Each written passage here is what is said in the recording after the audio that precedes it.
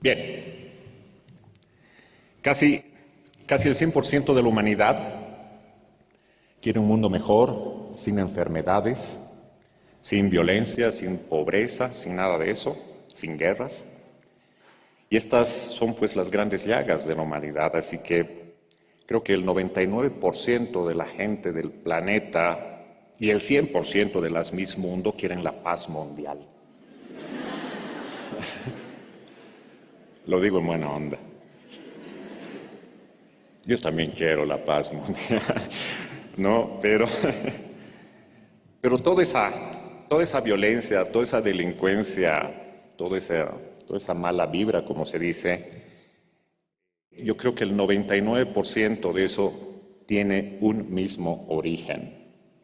Y ese origen es muy simple. Una persona común y corriente que no se siente bien. A veces uno se pregunta, ¿por qué soy así? ¿Por qué a veces me frustro? ¿Por qué a veces siento culpa? ¿Siento miedo? ¿Por qué odio? ¿Por qué soy rencoroso?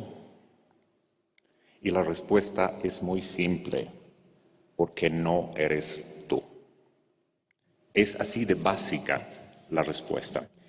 Y además porque eres parte de un inconsciente colectivo del cual formas parte y que a su vez al cual aportas con tu forma de ser, con tu forma de pensar. Recibes el daño del cual tú mismo también retroalimentas al medio ambiente. Por ese lado es un poco complicado. Y además, sea por frustración, por miedo, por culpa, por estas emociones enfermas que surgen de lo que crees de la vida, de lo que es tu perspectiva de vida, es por lo que uno se siente mal. En el fondo, tú estás mal, te pones mal por lo que juzgas. Carl Jung decía, pensar es difícil, por eso la gente juzga. Y entonces podríamos decir que juzgar es una reacción, una respuesta totalmente inconsciente. Joe Dispenza te diría que somos reactivos porque nuestro carácter es el resultado de sentir y pensar de manera memorizada a lo largo de los años, desde que eras un niño. Por eso reaccionas sin pensar.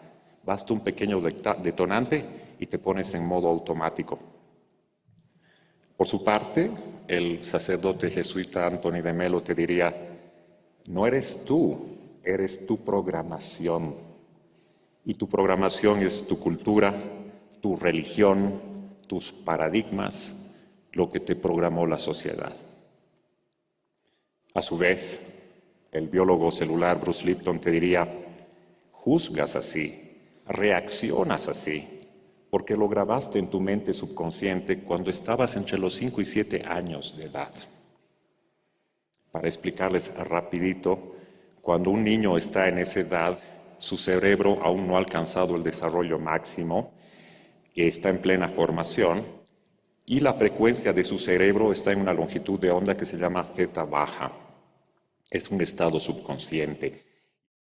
El subconsciente funciona en este caso como una especie de grabadora que hace, por ejemplo, que nos es muy útil, que graba, por ejemplo, cuando un niño aprende a caminar, lo graba el subconsciente para que no vuelva a aprender a caminar al día siguiente. Es muy práctico, pero así como es práctico, al estar en ese estado de longitud de onda de zeta baja, el niño está literalmente en estado hipnótico en esa edad. Hipnosis total.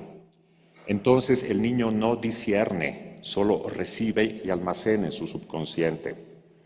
Almacena desde el llanto de la mamá, desde la queja del papá, desde la charla de la telenovela, de la charla entre comadres, de la tía, todos los aspectos positivos o negativos, tanto en vivo como en televisión, le entra al niño desde muy temprana edad y se graba en el subconsciente. Es por eso que el 95% de nuestro tiempo vivimos en modo reactivo, constantemente.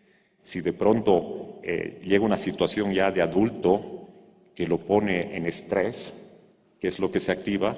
Ese subconsciente. Entonces el adulto reacciona de lo que oyó hace 20 años cuando era niño y del cual él no es consciente. Por eso, una vez más, el 95% vivimos en un modo reactivo con las experiencias de personas que obviamente no somos nosotros mismos. Por eso reaccionamos así, por eso somos emocionales, por eso juzgamos a las personas, porque pensamos de memoria. En este libro interesante que me gusta mucho, que se llama El Ser Uno, te dice, las emociones son impulsos que inducen a la reacción. Es el pensamiento que no razona, no piensa, solo actúa. Desde ese punto de vista, Eckhart Tolle te diría, no piense siquiera, entre en silencio y percibe lo que es el aquí y el ahora. Percibe esa presencia que hace que veas al mundo desde un punto de vista más profundo. También uno podría decirte, uno juzga las cosas no por lo que son, sino por lo que uno es. Juzga de acuerdo a su perspectiva de vida, juzga de acuerdo a su experiencia. Y en este caso, uno es como su vivencia, como su experiencia, como sus paradigmas, sus programaciones, en otras palabras. En otras palabras, tu perspectiva de vida, tu forma de ver la vida, crea la realidad en la que tú vives. Alguna vez, en más de un programa, lo he mencionado a este autor que me gusta mucho, Joe Dispenza, que te dice, tus pensamientos te llevan a tener las mismas elecciones. Las mismas elecciones te llevan a tener los mismos comportamientos. Los mismos comportamientos te llevan a tener las mismas experiencias. Y las mismas experiencias te llevan a tener las mismas emociones. Por ende, las mismas emociones te llevan a tener otra vez los mismos pensamientos. Es un círculo vicioso. Y eso es lo que uno llama su personalidad. Y tu personalidad es la que maneja, obviamente, tus elecciones y es la que maneja tu vida. Neale Donald Walsch, otro gran autor que me gusta, autor de Conversaciones con Dios, de la trilogía Conversaciones con Dios, te dice, la perspectiva crea tu percepción y tu percepción crea tu experiencia. Y la experiencia de la percepción crea para ti, de hecho, lo que tú llamas verdad en tu vida. La verdad en tu vida, cómo valoras el mundo, depende exclusivamente de lo que experimentas a través de los pensamientos que decides elegir. Y vuelvo una vez más a Carl Jung, que decía, hasta que lo inconsciente no se haga consciente, el subconsciente seguirá manejando tu vida y tú le llamarás destino. Y es por eso que mucha gente atribuye al destino los peores momentos de su vida. Otros lo atribuyen al karma. Piensan que su destino era sufrir, ser un desdichado, pasar los peores momentos, decepcionarse de la gente, ese era su destino, o ese era el karma del cual algo tenía que aprender. Y otras personas religiosas podrán decir, es la cruz que debo cargar en mi vida. El resultado es el mismo, es frustración, es culpa, es resentimiento, es odio, es sufrimiento. Y todo eso se convierte en ¿qué? En discriminación, en racismo, en drogadicción, en violencia intrafamiliar, en violencia social. ¿Todo por qué? Por una persona que no se siente bien consigo misma. Y después te preguntas por qué el mundo está como está. Alguien por ahí te diría, sufrir es no entender. Y podrías responderme, no hay nada que entender, el daño ya está hecho, me hicieron daño, por eso sufro. No hay nada que explicar y tampoco hay nada que entender, por eso sufro. Y si piensas así, es porque otra vez has caído en ese hábito de juzgar y dejarte llevar por esta forma y no por el fondo. Volviendo al libro El Ser Uno, esta vez en el tomo 6, se los voy a leer. Dice algo muy importante, muy revelador, que dice: generalmente ustedes analizan sus emociones negativas enfermas con la razón y la lógica, y eso no es correcto, porque de esa manera solo están utilizando el lado izquierdo del cerebro. Las emociones no se las pueden entender racionalmente. Deben ser analizadas también por el hemisferio derecho, donde existe la compasión, la ternura, la flexibilidad, etc. Y es cuando estás en esta vibración con ese lado del hemisferio, por decirlo así, que es cuando empiezas a hacer una conexión más elevada, más allá de la razón, que te trae nuevas experiencias que van por encima del proceso de pensar. ¿Por qué sufres? Una vez más, sencillamente porque no eres tú. No eres tú, es tu programación, es tu cultura, son tus paradigmas. Pero ahora vamos a entrar a algo más profundo. ¿Alguno de ustedes alguna vez ha escuchado el término locura temporal? Es muy común escucharlo en las noticias, cuando de pronto hay algún hecho trágico. Los forenses, los médicos, la policía suele decir: esta persona ha entrado en una locura temporal, que es una pérdida momentánea de la razón. Pérdida momentánea de la razón. Esto significa que no eres dueño de ti mismo. Algo más fuerte que tú te aborda y hace que no seas tú y entres en esa locura temporal. Para hacerlo más cercano todavía, ¿alguno de ustedes ha tenido la experiencia propia o cercana de lo que es un ataque de pánico? Más de uno. Quienes han tenido un ataque de pánico o saben de alguien que ha tenido un ataque de pánico, podrá darse cuenta que no puedes controlarlo, no puedes manejarlo. Te da un tistapi que no sabes qué hacer. Te entra miedo, te entra ganas de vomitar, te entran unas paranoias terribles. Lo único que quieres hacer ese rato es hacerte pepa. Te paralizas, es muy peligroso, dejas de ser tú. Y justamente vamos entrando un poco más al matiz. Así como hay un ataque de pánico, también hay un ataque de ira. Eso también es común. Y cuando tienes un ataque de ira, no eres tú. Algo más fuerte te lleva, eres totalmente reactivo. Y vamos a dar un ejemplo para comparar esto del lado analítico y el lado misericordioso que menciona el Ser Uno. Vamos a imaginar, vamos a suponer que tenemos un amigo que es ultra buen tipo. Es un pan de Dios. Lo conocemos desde que ha nacido. Buenito. Súper bueno, ya de bueno el hombre. Y un día, por alguna extraña razón, le da un ataque de ira. Te enteras que le ha dado un ataque de ira, y en ese ataque de ira, esta persona ha causado daño a alguien, un daño muy serio. Cuando te lo cuentan, tú no lo crees. Dices, ¿él? Pues ese hombre no mató una mosca, es el tipo más buen tipo del mundo. Y cuando lo confirmas, primero te cuesta creerlo. No sabes qué es lo que ha pasado. Te da pena, sientes misericordia, porque igual hay que tomar las medidas del caso, legales, judiciales, etc. Pero no terminas de creerlo, piensas que es una confusión, que es algo que no debe ser verdad. Además, el que lo conoces hace tantos años, sabes que siempre está en sus cabales, una persona hermosa, valiosa además.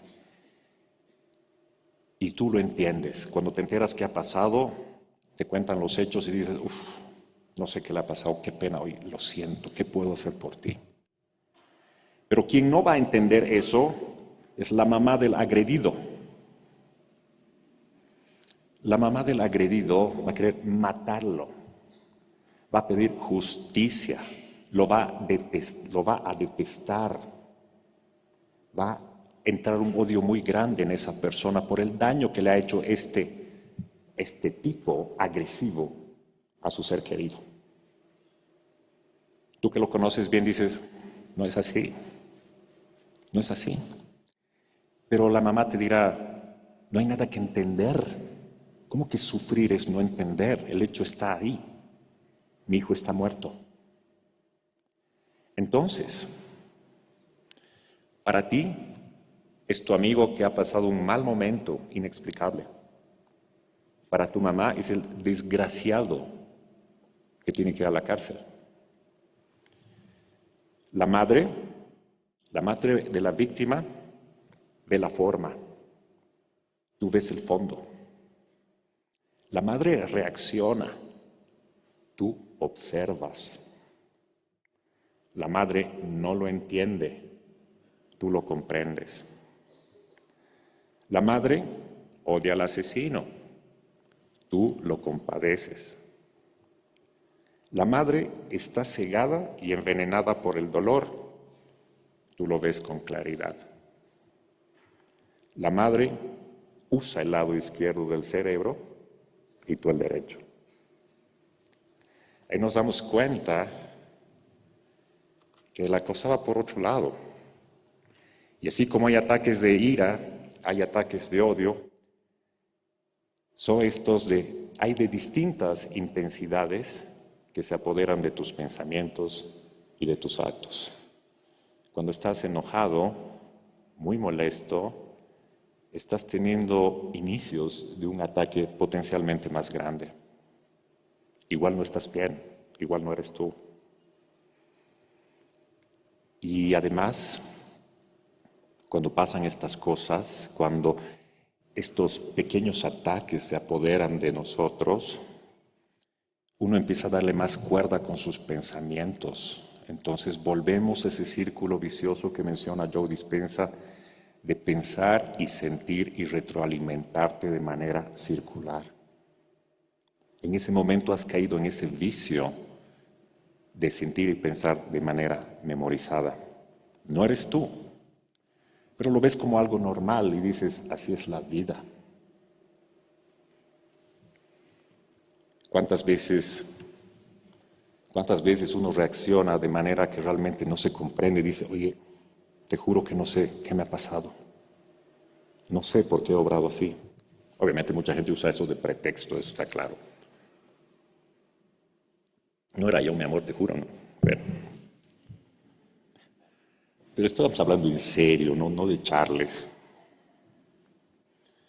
Pero así como tú dices, oye, mira, perdón, me enojé, realmente no era yo, no sé qué me ha pasado, pues lo mismo le pasa a la persona a la que tú estás criticando en este momento. Algo le pasó, fue víctima también de ello. Y vamos a dar más ejemplos. Cuando tomas ciertas drogas, ciertas sustancias, de esas terribles psicodélicas, no sé cuántos de ustedes habrán podido compartir una de esas cosas con los amigos. Cuando tienes estas sustancias que llegan a tu torrente sanguíneo, está claro que te altera pues la cabeza, te alteran las emociones, dejas de ser tú. Un claro ejemplo es cuando tomas alcohol y te pones borrachín. Cuando estás borrachín te vuelves pues poeta, te vuelves bailarín, te vuelves Shakira, te vuelves Luis Miguel, Pedro Fernández, ¿no? Y todo porque no eres tú, es obvio que no eres tú, semejante papelón. Y ahí uno se da cuenta realmente cómo se transforma el cerebro. Alguna vez comentaba el ejemplo de aquella chica guapa que se maquilla espectacularmente, se pone muy sexy que para salir de su depresión se va a una discoteca.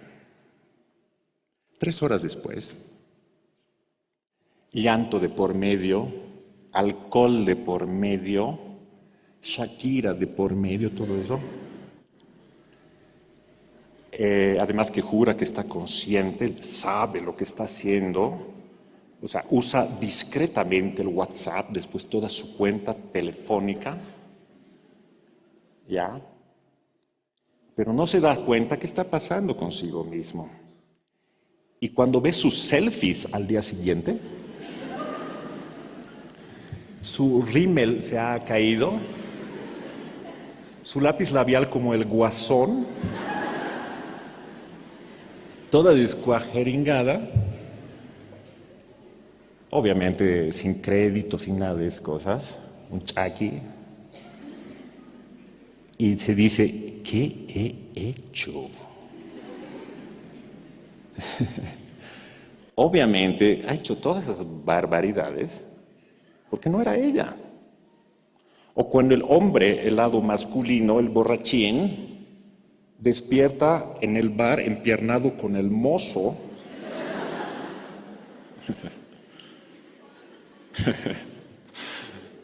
y tampoco ubica lo que ha pasado. No te controlas con eso, con el trago, con las drogas. No eres tú, realmente no eres tú. Y de la misma manera, ¿qué pasa cuando estás enojado, cuando estás triste, cuando estás depresivo, cuando estás rencoroso? Tampoco eres tú. Obras creyendo estar consciente, pero no lo haces. Lo mismo cuando te deprimes. Y estos tóxicos te alteran de tal manera que a su vez generan químicos en tu cuerpo que generan otros químicos. Pero uno siempre cree que domina la situación y a lo mucho encuentra excusas como decir, para empezar no estaba borracho, estaba chispa. Entonces tú que lo miras le dices, ajá, obvio, igual no le haces caso. Tal vez uno más osado te dirá, para empezar, no estaba borracho, pero el tipo estaba yuca. No. Te dice eso, no estaba yuca, estaba borracho, me acuerdo. Y no faltará quien te dice, ¿yo? ¿Cuándo? O si tomas drogas, no hay pues ese un poquito, decir, estaba chispita nomás, un poquitín chispín. Tampoco dice, estaba un poco drogadito, pelito nomás. No hay eso. Tú igual lo miras y dices, ajá, ok, ya. Entonces es lo mismo cuando dices, estaba un poquito enojado. Estaba enojado, no enojado, enojado. Significa que aunque estés un poquito, no estás bien, no eres tú. Ese poquito enojado es como estar un poquito chispa. Es igual. Desde un punto de vista químico es exactamente igual. Hay químicos en tu cuerpo que te hacen desvariar. No funcionas. Y por ejemplo, cuando estás con estos químicos, obviamente te vuelves agresivo. Se te sube la presión, se te acelera el ritmo cardíaco y muchas cosas más. Cuando, por ejemplo, volviendo a la discoteca esa, si se te acerca un borracho, y mamita, tú dices, no le hagas caso, está borracho. Si te whatsappea tu ex o tu actual, a la primera frase ya sabes que está yuca. Lo reconoces al tiro. Pero ¿qué es lo primero que dices? No le hagas caso, está borracho. Y si viene un borracho desconocido y te agrede de alguna manera, no le haces caso, dices, está borracho, no es él. Ya vamos a ver cuando se despierte. Pero, o sea, no te ofendes, no lo tomas a nivel personal. Pero si una persona sobria te agrede, ahí sí te rayas. Pero no te estás dando cuenta que esa persona sobria también está intoxicada. No es él. No se ha intoxicado con alcohol, pero en su cuerpo sí hay otros químicos que le causan daño, que hacen que no sea él. Pero tú te lo tomas en serio porque está sobrio. Ahí es importante que veamos la diferencia, que borracho o sobrio, igual tenemos la mente intoxicada cuando tenemos estas emociones. En ambos casos, dejas de ser tú. Y lo peor de todo es que no lo sabes, no sabes que no eres tú. Y además que tomas esta intoxicación como parte de tu vida, como parte de tu ser. Entonces, cuando hay gente que te causa daño, es porque literalmente tiene pensamientos tóxicos, porque está envenenado, está drogado, drogado de rabia, drogado de envidia, drogado de culpa. No eres tú. Después de hacer este breve análisis, te es más fácil comprender la situación del fondo de las cosas y por qué la humanidad atraviesa lo que está atravesando. Cuando te hacen daño, simplemente es porque la gente no sabe lo que hace. Igual que un borracho nos da lo que dice, jura que es Shakira, pero no lo es. Entonces nos pasa lo mismo a nosotros. Y desde ese punto de vista, ¿quiénes somos nosotros para juzgar? Todos hemos sido víctimas del entorno al cual también nosotros aportamos con nuestros pensamientos negativos. Y como alguna vez lo escribí en mi Face, decía, no juzgues a las personas porque ellas, al igual que tú, están aprendiendo a vivir. ¿Para qué juzgarlos? Ahora voy a hacer otra explicación muy importante. Voy a explicarles qué pasa dentro tuyo con lo que piensas. Un breve vistazo. En el momento que tú te enfadas, te pones agresivo, te enojas, te entristeces o te pones a odiar a alguien, a tu mente no le importa nada de eso, lo único que hace es liberar sustancias a tu torrente sanguíneo. Emana cortisol, emana adrenalina, por ejemplo, que obviamente afecta a tu organismo, a tu sistema nervioso, inclusive puede segregar ácido hidroclórico y por un colerón te da una acidez. Por algo que pensaste, tu cuerpo reacciona y te da una acidez. Al cerebro no le importa que tú tengas la culpa o no. Al cerebro no le importa el porqué de tu rabia. Al cerebro no le importa si tienes la razón, si tú eres la víctima, si fueron injustos contigo. A tu cerebro no le importa un sorete eso. Lo único que hace es enojo, ira, segregar y tu cuerpo se daña. A tu mente no le importa si tienes a la persona frente tuyo. No le importa si le estás recordando o si estás imaginando decirle hasta de qué se va a morir.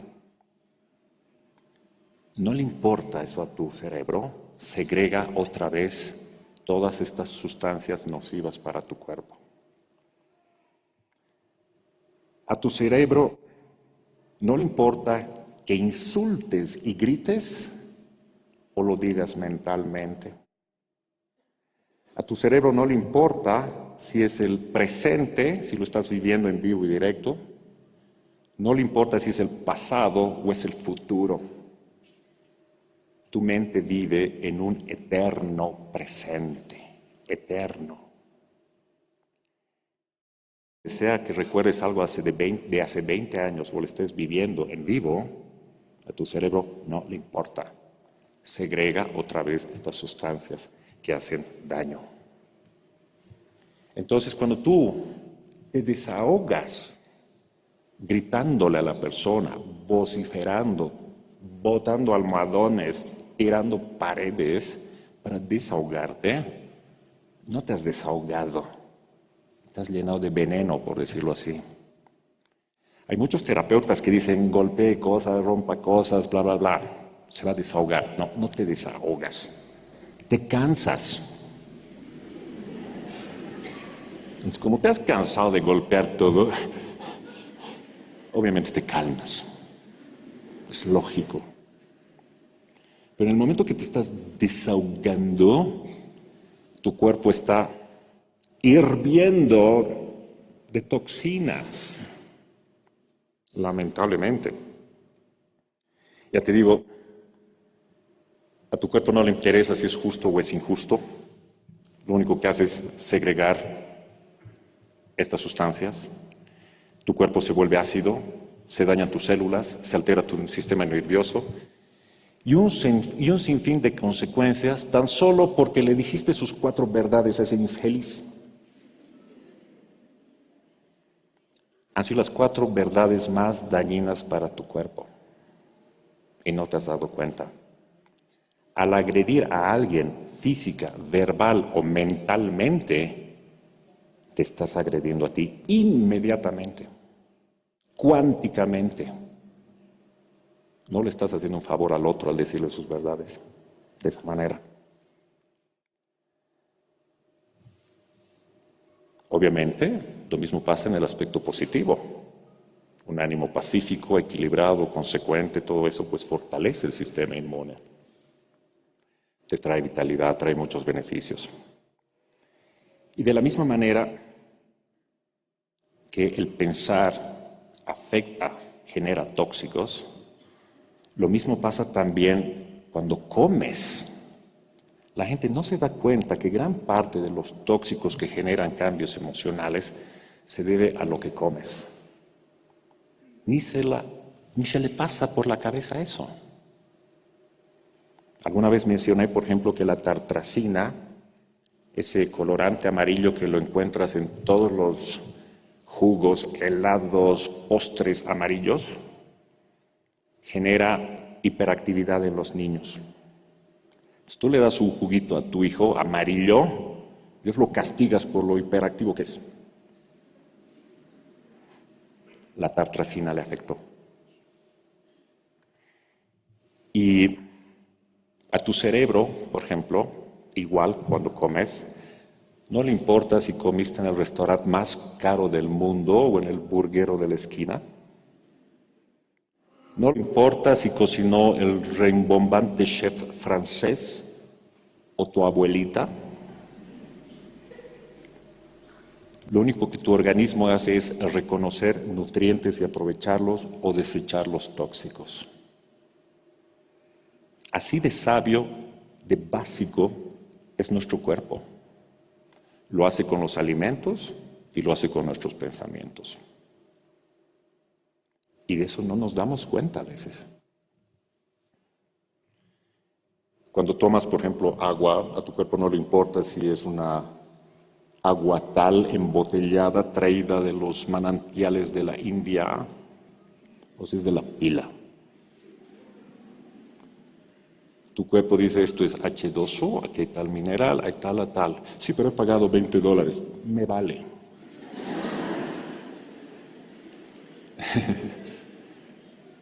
Le vale eso a tu cuerpo. Y que digas, yo tengo la razón, también le vale. Igual generó los tóxicos en el cuerpo. Esas sustancias que te hacen bastante daño. Para entender esto un poco más, un ejemplo típico es, que dan muchos psicólogos, el ejemplo del tigre, de lo que es nuestra amígdala en el cerebro, que hablan que es nuestro cerebro emocional. Siempre dan el ejemplo que en antaño, en épocas anteriores, cuando tú te enfrentabas a un tigre, La primera que reacciona es tu amígdala. Y cuando tu amígdala reaccione, pone en estado de emergencia a tu cuerpo. ¿Qué significa esto? Al percibir el peligro, manda, por decirlo así, toda la energía a los músculos para prepararse para la huida. Por ende, tu cuerpo entra en un estrés, en una desestabilización, deja de, por ejemplo, bombear sangre qué sé yo, por ejemplo, al aparato digestivo para mandar la sangre a los músculos para que te puedas hacer pepa del tigre. ¿Ya? En esta etapa, obviamente, se ralentizan muchos procesos internos tuyos, como decía la digestión, por ejemplo, o tu sistema inmune también se inhibe. Lo más importante es que huyas, que tengas fuerza para escapar o luchar. Entonces, el cuerpo organiza todo esto entre lo urgente y necesario. Entonces, obviamente, cuando estás frente a un tigre, estás tan tenso, no piensas, o sea, no te pones a filosofar, no te pones visionario, ¿no? No haces nada de eso. Huyes. Tu cuerpo entra en un estrés muy fuerte, muy fuerte. Pero cuando desaparece el tigre, tú en el árbol, el tigre ya se ha ido, también desaparece el estrés. Tu cuerpo vuelve a su homeostasis. Otra vez se normaliza. Y asunto arreglado. El miedo por la subsistencia ha hecho que tu cuerpo entre en esa tensión. Pero si ese estrés se mantuviera constante en nuestras vidas, sería muy dañino. Y la mala noticia es que eso pasa constantemente con nosotros. En el momento que tienes miedo a perder tu trabajo, miedo a perder a tu pareja, y entras en esta situación, ¿qué es lo que pasa? Tu amígdala reacciona. Te pones en estado de alerta, tu cuerpo se estresa y estás en ese estrés constante todo el tiempo. Estás en modo literalmente reactivo de defensa. Y ahí pasa todo lo que he explicado anteriormente. La sombra, en este caso del depredador, no es el tigre, es tu suegra, es tu pareja, es tu jefe. Ese es el depredador que hace que te pongas así. Entonces, duda, preocupación, incomodidad, todo el tiempo te genera ese estrés. Y durante todo ese tiempo que tu cuerpo ha generado esas sustancias dentro tuyo, obviamente no eres tú. Pero no te das cuenta. Solo dices, estoy estresado. Pero no ves al fondo de eso. Piensas que además es parte de tu carácter y que eso te tocó vivir con un depredador en tu vida. Y que hay que aguantarlo nomás, pues. Y otra vez vuelvo a Jung. Mientras el inconsciente maneje tu vida, tú le seguirás llamando destino. Ahora, vamos a ir a otro lado interesante. ¿Qué pasa fuera tuyo cuando tienes estos pensamientos? Hemos visto lo que pasa a nivel químico dentro de nosotros. Sabemos que nos intoxicamos y por eso obramos de esta manera. Pero les voy a dar un ejemplo. Todos conocemos, o muchos de nosotros conocemos, lo que es un electroencefalograma. Electrodillos en la cabeza, gráfico, y miren tu actividad eléctrica. De esa manera podemos saber un poco el funcionamiento de nuestro cerebro, porque producimos electricidad. Hay otro aparato, para nada moderno, que se llama magnetoencefalograma, que es un aparato que te ponen alrededor de la cabeza sin tocarla, y aún así registra tu actividad, sin tocarte. solo a través del electromagnetismo. Eso significa que cuando estamos pensando, estamos emitiendo ondas electromagnéticas que pueden ser medibles. Y si pensamos, no solo emitimos ondas electromagnéticas, emitimos en realidad muchas cosas, emitimos luz, emitimos color, emitimos temperatura, cosas que no vemos pero que sí son medibles. Pero en el caso de nuestros pensamientos, algo aparentemente intangible, bueno, de hecho intangible ante nuestra vista, pero sí tiene la capacidad de que un electroencefalograma, magnetoencefalograma lo detecte. Por ende, podríamos decir que esas ondas tienen una cierta densidad que van al éter, al ambiente, que pueden ser medibles. Y por ende, de alguna manera, estas ondas influyen en el medio ambiente, aunque no las veamos. Entonces nos damos cuenta que emitimos cosas tangibles, medibles, como energía, como luz, como electricidad, como electromagnetismo, como ondas. ¿Y dónde nos damos cuenta de percibir eso, esas ondas? Cuando vemos a alguien mala onda. Al tiro te das cuenta. Llegas a mala onda a tu casa, a tu trabajo, no ha dicho nada y vos estás... Otra, ya llegó otra vez. Y no te dijo nada. Pero tú has captado su mala onda. No lo has pensado, no has conversado, solo lo has sentido. Entonces, ¿qué has sentido? Algo en el ambiente. Es más, uno detecta eso con mayor o menor facilidad en las personas. Es común que de pronto conozcamos personas que parecería que tienen su nube negra en la cabeza, que solo a ellos les llueve y que todo el tiempo están así quejándose, que les va mal en todo. Tú dices, qué mala vibra este tipo. Es su vibra. Vibración. Eso es correcto. Ahora, al darte cuenta que percibes, que sientes estas cosas, podrás entender cómo funciona un magnetoencefalograma. Porque has sido capaz de sentir esa energía. Sin contar, por ejemplo, cuando hablamos de otra cámara famosa, antigua también llamada cámara Kirlian, las cámaras Kirlian se dedican a fotografiar el espectro energético de las cosas. O sea, si tú pones una hojita viva en una cámara Kirlian, vas a poder ver colores a su alrededor, el aura, como le dicen.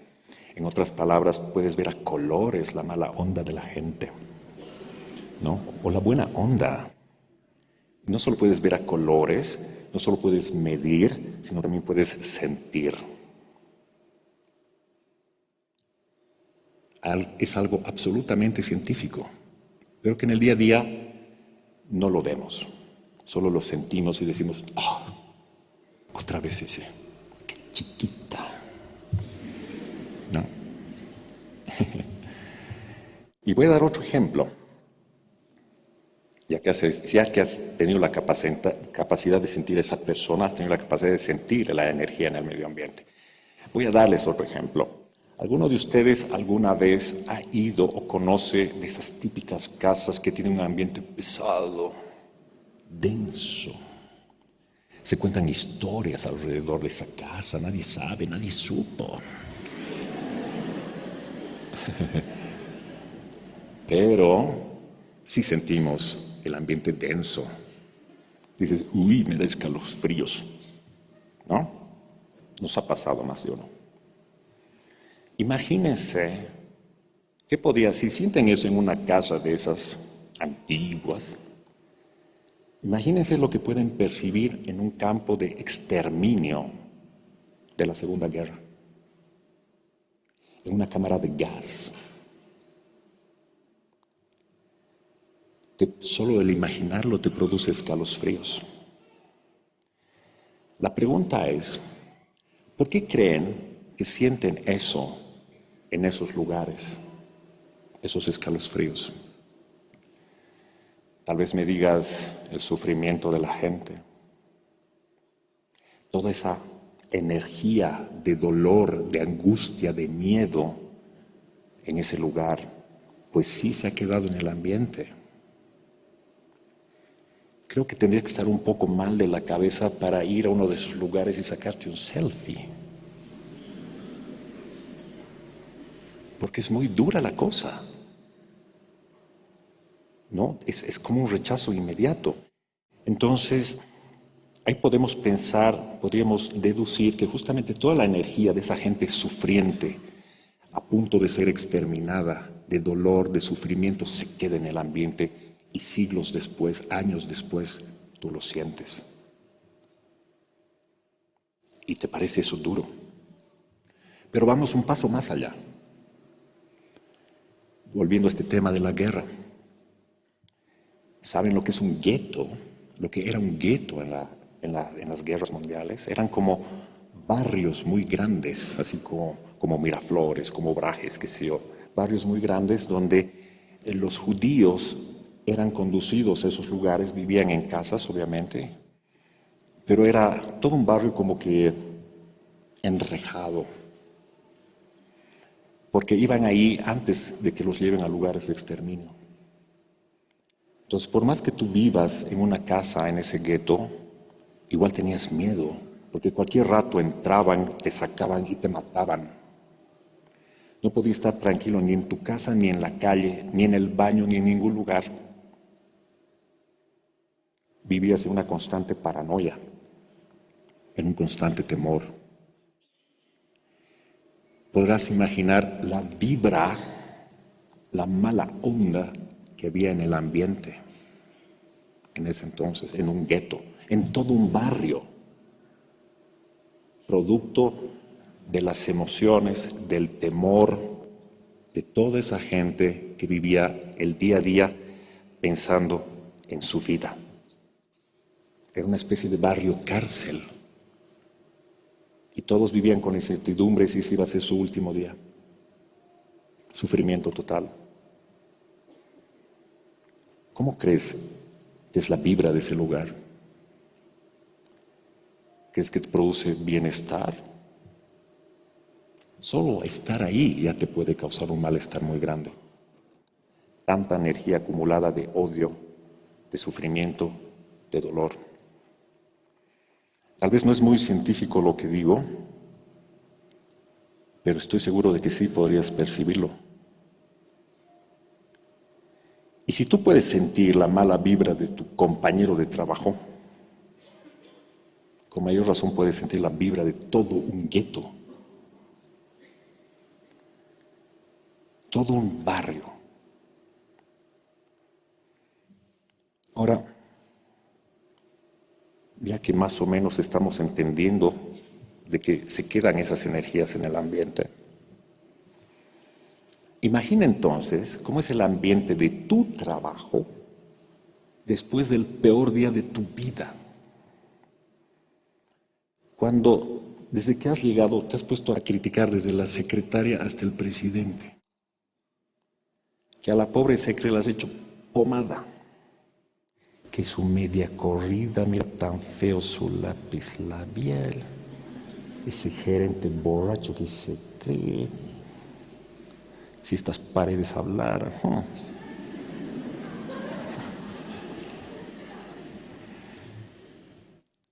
Qué ambiente de trabajo tan horrible. Todo ese tiempo tú lo has estado cargando.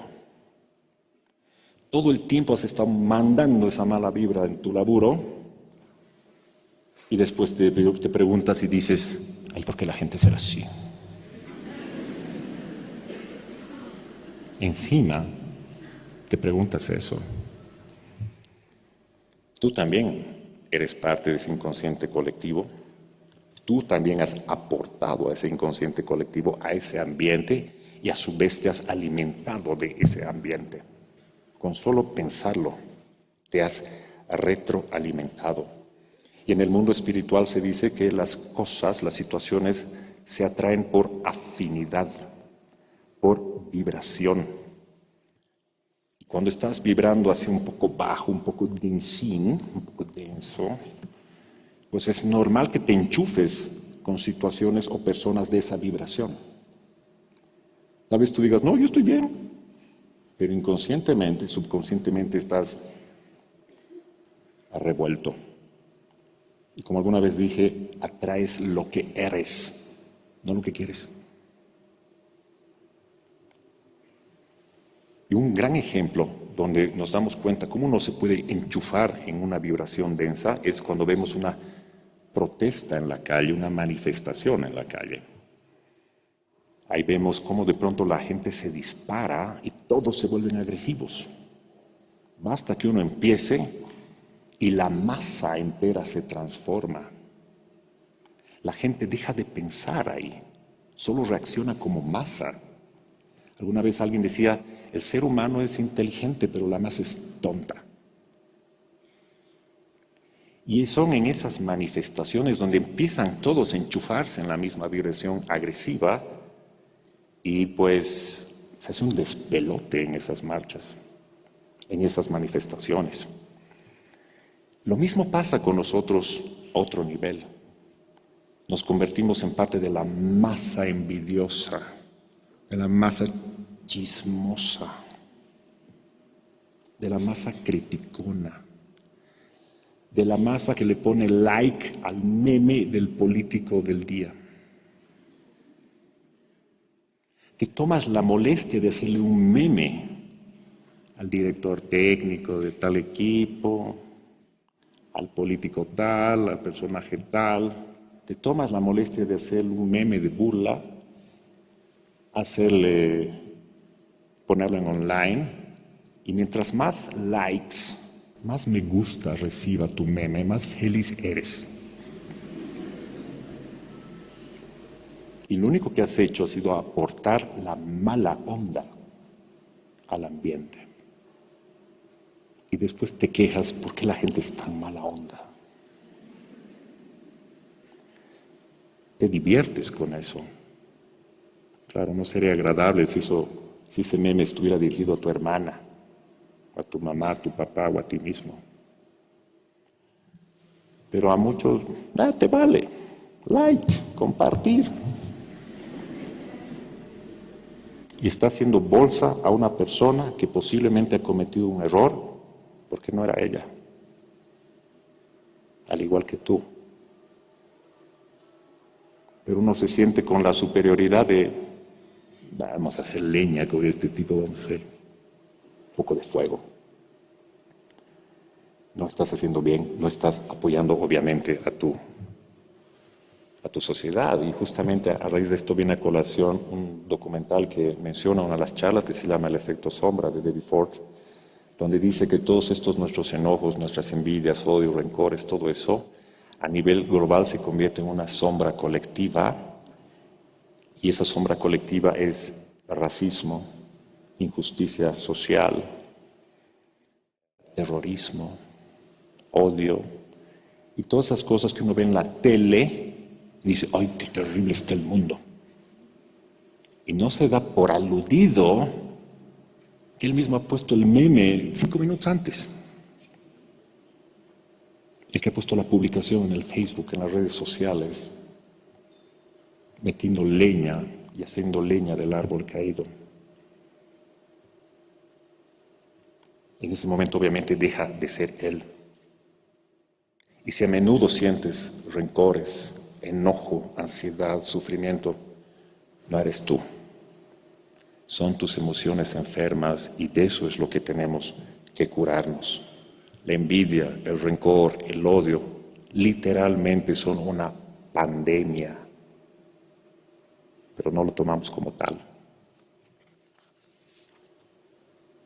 Si no estás bien contigo o con alguien, no estás en el camino correcto, eso te lo puedo asegurar. La gente dice, ya que no puedo hacer nada, pues lo dejo en manos de Dios, y lo hace con mucha fe. Y estoy de acuerdo con eso, pero creo que también mezclamos mucho las cosas. Metemos a Dios donde no cabe. Alguna vez escuché en un programa cristiano que había una persona que decía en esas congregaciones que con su fe iba a ser salvo y con su fe le iba a pedir a su Dios que le cure de esos hongos que tenía en los pies. A lo cual alguien decía, sí, Dios obrará ese milagro en ti, te curarás de tus pies. Y el milagro se llama jabón. Úsalo todos los días con frecuencia y te curarás. Y puede ser hilarante, pero es verdad, porque uno con toda su fe camina de rodillas 40 kilómetros hasta el altar, hasta el templo, para que lo curen de su diabetes, pero en su mochila están sus masitas, sus dulces, sus chocolates. O le pide al Padre que lo cure, por favor, de este problema cardiovascular mientras hace su parrillada. Entonces entra en una zona de confort donde obviamente Dios no obró el milagro en ti y dices, bueno, su voluntad, misterio, acepto lo que Él diga. Pues empieza por cambiar tu dieta y usar el jabón. Te aseguro que Dios te ha mandado ese jabón. Úsalo. Pero a su vez, como encuentras esta mala onda, también encuentras todo lo contrario, la buena onda. ¿Dónde? Por ejemplo, en los templos. Especialmente si tienen centurias los templos. Entras y por más que no seas creyente, sientes un ambiente de calma, de paz. Y es porque la única diferencia entre un templo y un campo de exterminio son los pensamientos que moraban en esos lugares de las personas. Esa es la única diferencia. En uno, oración, pensamientos de paz, de bondad, de amor, y en el otro todo lo contrario. La gran diferencia entre esos dos ambientes simplemente es lo que piensas y lo que sientes, nada más. Obviamente, solo estoy mencionando la parte más cercana a nosotros, a lo físico. No estoy mencionando que uno esté influenciado por entidades externas. Ahí no estamos entrando en planos más espirituales de otras dimensiones. Eso no estoy tocando ahora. Estoy tocando lo más cercano, lo más asequible a nuestra comprensión. Pero todo esto nos hace dar cuenta cuán poderoso es nuestro pensamiento, nuestra palabra. Se han hecho más de un estudio donde gente con la oración hacía que, por ejemplo, niveles de delincuencia bajen en algunas ciudades. Y cuando cesaba la oración, los niveles de delincuencia volvían a subir. Entonces ahí nos damos cuenta cómo nuestra atención enfocada, nuestros pensamientos, afectan nuestro cuerpo y nuestro entorno. Con solo pensarlo. Y es ahí obviamente donde entramos en terrenos cuánticos, ahí entendemos el poder de la intención, el poder de las oraciones, de la meditación por la salud, por la paz, etcétera, etcétera. Y damos cuenta que hay algo mucho más profundo en estas cosas.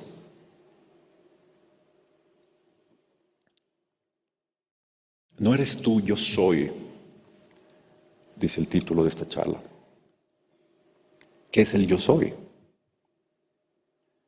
Para muchas líneas espirituales, la palabra yo soy, no soy yo, sino yo soy, significa la presencia divina en ti. Es nuestra esencia, nuestra verdadera identidad. Es donde nos manifestamos a imagen y semejanza de Dios, sin ponerle algún catálogo religioso de alguna religión especial. Simplemente es esa profunda esencia más allá de tu entendimiento. Y para experimentar esta presencia divina, esta llama dentro nuestro, esta este fuego interno. No necesitas ser religioso, no necesitas estar en posición de yoga 20 días enteros, no necesitas hacer ayunos, no necesitas cumplir penitencia, porque este hecho tan grande se manifiesta en las cosas más sencillas. Solo tienes que ser consciente de quién eres en este momento, en el aquí y en el ahora. Ser consciente de aquella presencia que está animando tu cuerpo en este momento. Si ahorita les digo, presten atención en su respiración, ahí son conscientes de sí mismos. Se han dado cuenta que son ustedes con vida. Y cuando haces esto, cuando estás consciente de este aquí y de este ahora, tu mente se aquieta, obviamente, y la frecuencia de tu cerebro cambia. Por ende, cambia tu ánimo. Y vas mutando de tu yo físico a tu yo superior. Eso no significa que al momento de ser consciente de aquí y ahora y entrar en un estado superior, no significa que vayas a tener revelaciones paranormales hollywoodenses. Uno siempre espera esa parte de fuegos artificiales, ¿no? De que un coro angelical de la esquina y baje una luz y un maestro ascendido te dé la bienvenida. Puede pasar, pero se tergiversa mucho, eso también se juega mucho con eso en la espiritualidad. Yo simplemente digo que cuando entras en ese estado superior de conciencia, ese milagro que ocurre es dentro tuyo y es mucho más sencillo de lo que imaginas. Ese milagro se llama que se despierta en ti la conciencia, la misericordia, la bondad, el deseo de ayudar, te depuras. Ese es el verdadero milagro que ocurre dentro tuyo. No que te pongas a levitar, curar enfermos, un rayo sanador, no. Que empieces tú por ti mismo. Entras en un estado de bienestar, de lucidez, y entiendes a las cosas y a las personas sin necesidad de juzgarlas. Ya no juzgas, solo comprendes. Entiendes que no hay gente mala, sino gente intoxicada, gente que no ha crecido, gente que no es consciente de sí mismo, que tiene la cabeza llena de tóxicos. No sabe lo que hace, no es consciente de ello. Por eso la gente te engaña, te miente, porque no sabe lo que hace. Y si tú entiendes eso, no tendrías por qué tomarlo a nivel personal. Comprenderías que esa persona está pasando algo por lo que tú alguna vez pasaste. Entonces no tienes por qué ofenderte si te miró feo o si te mintió. Lo tomas así, normal. Ya no te lo tomas a nivel personal, ya no tienes miedo, ya no sufres. Cuando un niñito te miente, tú no le dices, ay, me has mentido, hijo, nunca más te voy a hablar. Sabes que te está mintiendo, es un niño, tiene miedo, lo que sea, tú le sigues la corriente, no lo tomas a nivel personal. Comprendes que la gente sufre porque no entiende la razón universal de su existencia, porque no sabe cuál es su rol en la tierra, porque no sabe que no sabe. Por eso los entiendes y ya no te rayas con eso. Y cuando empiezas a vivir conscientemente, conectado a esa mente superior, dejas de criticar, dejas de chismear, dejas de causar daño. Tu forma de expresarte cambia, tu comportamiento cambia, tu alimentación cambia, cambia tu creencia. Eso de sentir paz ya no es algo anhelado, sino es una forma de vivir, es parte de ti.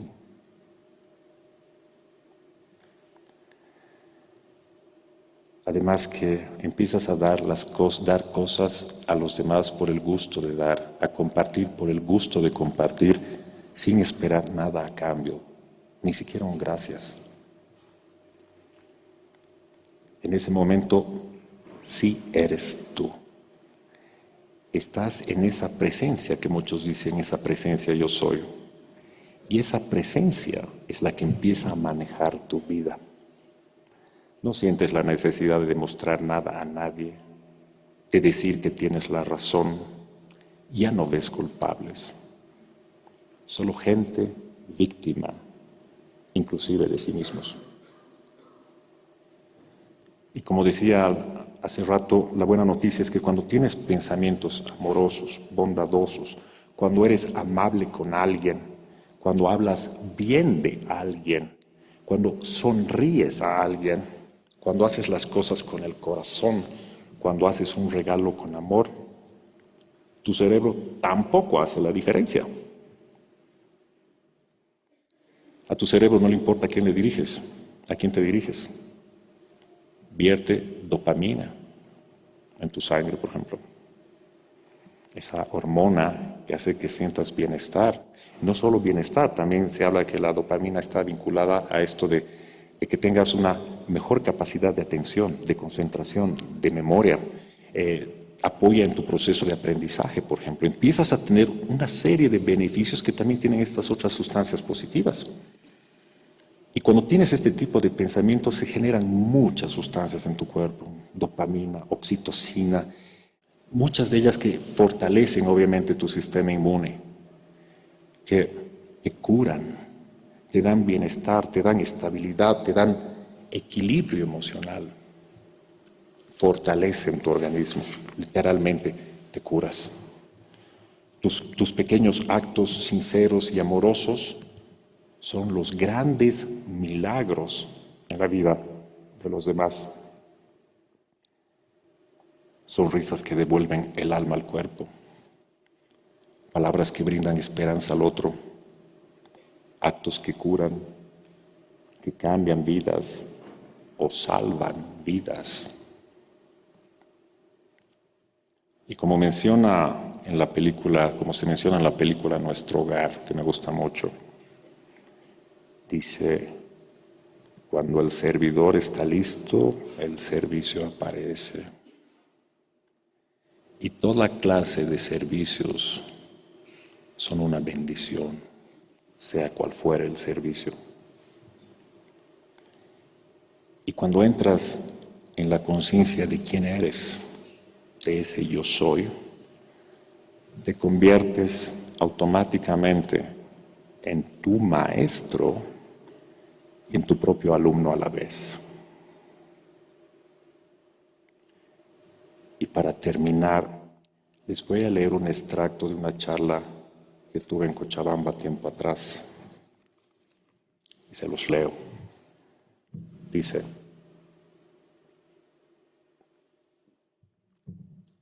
ese maestro llamado amor y que vive en el corazón, te enseña a amar. Es capaz de mover todo tu ser por encima de las costumbres de la cultura, por encima de la cordura. Te enseña a dar la vida o a dar toda tu vida por algo o por alguien. Es el que te enseña que todos somos personas aprendiendo a vivir, que todos vivimos experiencias similares, que todos necesitamos ayuda, aliento y alegría. Un profesor te enseña a leer, sumar, multiplicar, restar y dividir. Pero un maestro te enseña la importancia de leer la vida y hojear los corazones de las personas. Te enseña a sumar esfuerzos por los demás. Te enseña a multiplicar alegría. Te enseña que a veces la necesidad de tener que restar las penas. Te enseña también a nunca dividir a las personas. Y por supuesto, una de sus materias favoritas es enseñarte a dibujar sonrisas en los rostros. La importancia de este maestro no radica no solo en enseñarte el uso de herramientas, sino con el amor con que se lo hace. Te enseña que la vida no te da reveses, sino ejemplos de aprendizaje. Te enseña a que en esta labor de enseñar y aprender no hay horas extras, solo horas bien aprovechadas. Te enseña a que hay un gran propósito detrás de cualquier dolor. No te da tareas para la casa, te da herramientas para la vida. No te pide rendir exámenes, te propone demostrarte a ti mismo cuánto puedes. No le interesa saber cuánto has aprendido, sino qué has aprendido, cómo lo has hecho y qué puedes compartir de ello con los demás. No busca que les des respuestas acertadas, sino que entiendas lo que éstas significan. No te corrige, te guía, ya que eres tú el que hace la corrección. No te enseña disciplina, te da razones para motivarte y para entrar en conciencia del orden y del caos. No te reprueba, solo te guía a qué prestarle una especial atención y por qué. Tampoco te aprueba, sino te alienta a continuar creciendo. No te da una libreta de notas sobre tu rendimiento, sino las herramientas para tu propio discernimiento de tu propia evaluación. Te motiva a compartir lo que has aprendido, porque te muestra algo muy valioso, y es que no importa lo que aprendes, sino lo que enseñas. Que no importa cuánto tienes, sino lo que das de corazón. Este maestro te enseña que el mensaje es más importante que el mensajero. Te enseña que la belleza no es una cosa, sino una forma de ver las cosas. Este maestro es aquel que no te enseña a vivir en el mundo o del mundo, sino por y para todo el mundo. Eso es. Gracias.